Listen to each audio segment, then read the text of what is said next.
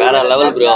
நாங்க சின்ன வயசுல இருந்து பார்த்த ஒரு மனுஷன் இப்போ ஒரு படிப்படியா வந்து இப்போ ஒரு பெரிய ஸ்கிரீன்ல எண்ட்லெஸ் ஆயிட்டாரு. அதுவே ரொம்ப கஷ்டமா இருக்கு. வெளியே வந்து அந்த கஷ்டத்தை தீர்க்க முடியாதது. எல்லாரும் அழுதுதான் வெளியே வந்தோம். படத்துல என்ன சொல்ல வராங்க? இப்போ இருக்கிற அரசியல கிளியரா சொல்லியிருக்காரு. நடந்து முடிஞ்ச அரசியலும் வேற லெவலா சொல்லியிருக்காரு. இது முன்னாடியே வரலன்னு ரொம்ப ஃபீலிங்கா இருக்கு. இப்போ வந்துட்டு பெரிய பிளாஸ்ட் தான். வேற லெவலா இருந்துச்சு ப்ரோ. டபுள் ட்ரிபிள் மடங்கா இருந்துச்சு. 100% 1000% சொல்லலாம். இதுக்கப்புறம் படம் நடிக்க மாட்டாரு. ரொம்ப கஷ்டமா இருக்கு. அழுதுட்டோம் ப்ரோ எல்லாரும்.